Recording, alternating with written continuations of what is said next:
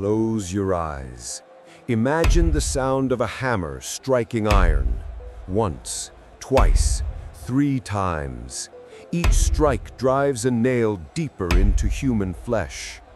The crowd cheers, soldiers laugh, and in the middle of it all, a man cries out not for revenge, not for mercy, but for forgiveness. This is not just history.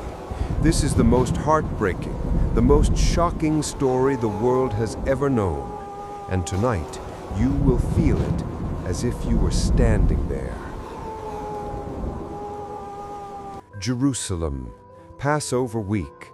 The city is alive with pilgrims from every nation.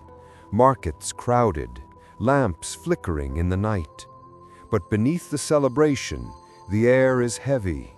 The leaders plot in secret. They whisper, "This man must die." Jesus knows. He tells his disciples, "The Son of Man will be handed over, and they will kill him." They don't believe it.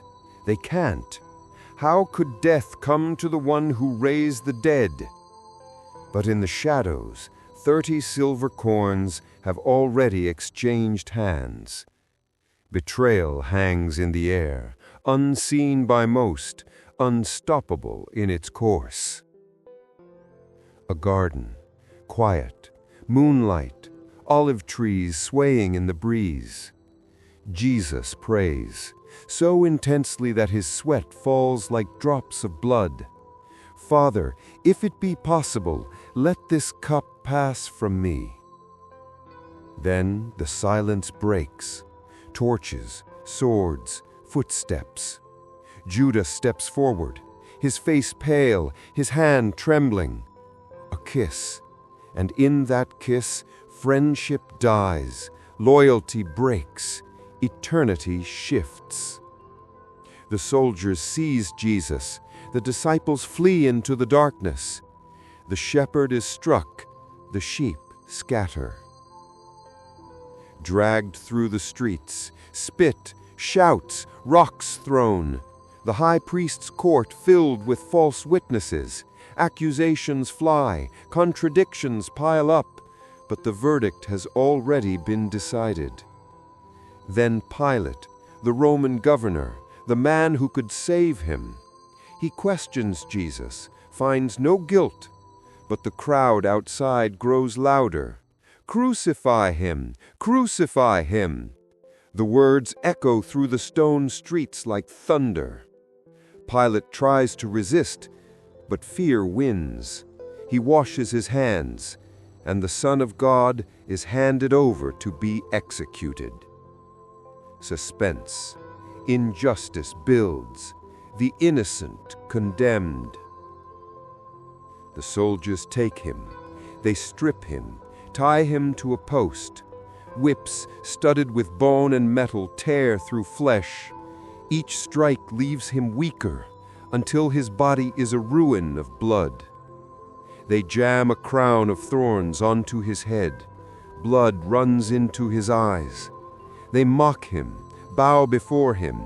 "Hail, King of the Jews!" Then the cross. Heavy, rough wood pressed against raw skin. He stumbles through the streets as the crowd watches. Some weep, some curse. The very people he healed now turn away. Will he even survive long enough to reach the hill? Golgotha, the place of the skull. Nails hammered through hands and feet. The cross raised high.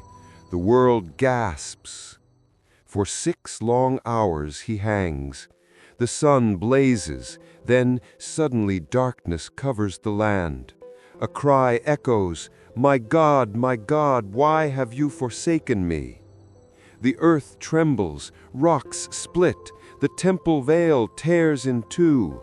Creation itself seems to mourn, and with a final cry he breathes, "It is finished."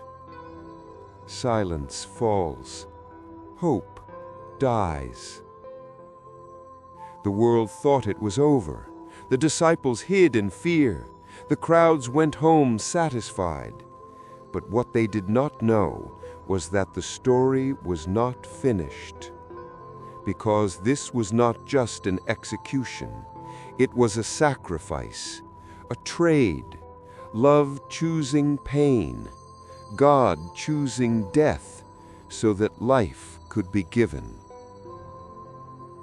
And that is why, even 2,000 years later, this story still pierces hearts. Because every one of us knows betrayal, every one of us knows pain. But here, at the cross, we see that we are never alone in it.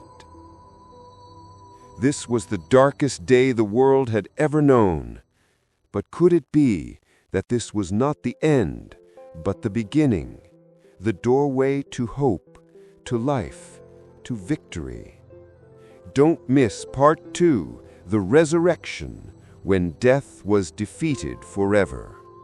Subscribe now to my Bible Stories for Life and never miss a timeless story of faith and truth.